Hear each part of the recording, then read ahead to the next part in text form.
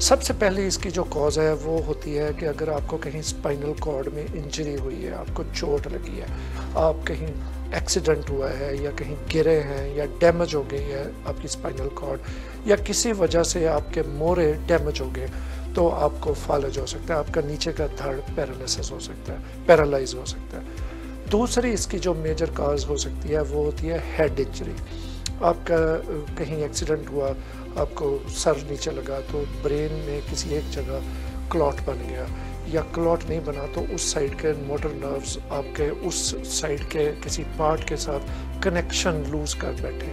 جب motor nerves اور nerves کے کنیکشن لوز ہو گیا تو آپ کے مسلز جواب دیں گے، اوپر مسلز کے اوپر کنٹرول ختم ہو گیا، تو وہی بات کہ آپ کا وہ سائڈ جام ہو گئی اور آپ کو پیرالائسس ہو گیا یا فالج ہو گیا۔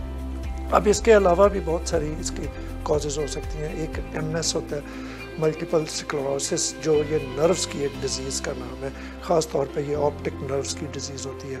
تو یہاں جو نروز ہوتے ہیں وہ ڈیمیج ہو جائیں تو کسی کو ملٹیپل سکلروسس ہو گیا، ملٹیپل سکلروسس ہو گیا تو اس سے بھی فالج ہو سکتا ہے یا پیرالائز ہو سکتی ہے باڈی۔ پھر آپ کا جو برین کی طرف فلو ہے جو بلڈ کا وہ سلو ہو گیا۔ جیسے آپ جب بلڈ پریشر چیک کرتے ہیں تو اکثر ڈائسٹولک جو بلڈ پریشر ہوتا ہے، نیچے والا جس کو بلڈ پریشر کہتے ہیں، وہ اکثر لوگوں کا 70 ہوتا ہے، 60 ہوتا ہے، 65 ہوتا ہے، لو ہوتا ہے، 80 ہونا چاہیے۔ یہ اکثر ڈاکٹروں سے ہم نے سنا ہے کہ وہ کہتے ہیں کہ یہ ٹھیک ہے، 70، 75، 65 کوئی مسئلہ نہیں، ٹھیک ہے۔ جن لوگوں کا صدیوں تک، مطلب مہینوں سالوں یہ بلڈ پریشر اتنا رہے، نیچے والا بلڈ پریشر لو رہے، ان لوگوں کو سٹروک ہونے کے چانسز مور دین 60% ہوتے ہیں۔ تو ان کو اپنا بلڈ پریشر کنٹرول کرنا چاہیے۔ اگر نیچے والا بلڈ پریشر لو ہے تو اس کو اوپر لانا چاہیے۔ اس کی کچھ دوائیاں ہیں، کچھ فوڈز ہیں، ملٹی وائٹامنز ہیں۔ آپ دیکھیں کہ ریزن کیا ہے کہ آپ کا بلڈ پریشر نیچے والا لو رہتا ہے، اوپر والا تو 120 ہے، ٹھیک ہے، نیچے والا لو رہتا ہے، تو یہ شو کرتا ہے کہ آپ کو کسی دن بھی سٹروک ہو سکتا ہے۔ پھر کچھ لوگوں کو یورین کا ایشو آتا ہے، بہت سارے لوگوں کو یورین کا ایشو آتا ہے، کسی کو یورین اٹک کے آتا ہے، کسی کو یورین زیادہ فریکوینٹ آتا ہے۔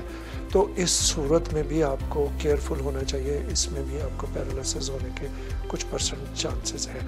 پھر آپ نے اکثر سنا ہوگا کہ مجھے سانس کا پرابلم ہے، لوگ کہتے ہیں کہ مجھے سانس اٹک کے آتا ہے، یا کئی دفعہ سانس چڑھ جاتا ہے، یا کئی دفعہ سانس رکنے کی فیلنگ ہوتی ہے ان کو، یا سینے پہ بوجھ محسوس ہوتا ہے، سانس کا ایشو ہوتا ہے۔ جن لوگوں کو سانس کا پرابلم ہوتا ہے ان کو بھی فالج ہونے کے چانسز ہوتے ہیں، کیونکہ یہ آہستہ آہستہ آپ کے جو نروز ہیں، نروس سسٹم ہے، ان کو افیکٹ کرتا ہے، اور جب نروز افیکٹ ہوں گے تو آپ کے جتنے بھی مسلز ہیں وہ افیکٹ ہوں گے۔ اگر کسی ایک سائڈ کے ہوں گے تو وہ اس سائڈ پہ فالج ہونے کے چانسز ہوتے ہیں۔ پھر اسی طرح سے آپ دیکھیں کہ بہت ساری آپ ٹاکسیسٹی لیتے ہیں، جب آپ باہر پھر رہے ہوتے ہیں یا فوڈ کھا رہے ہوتے ہیں یا دوائیاں لے رہے ہوتے ہیں تو آپ کو ٹاکسنز جاتے ہیں آپ کے اندر۔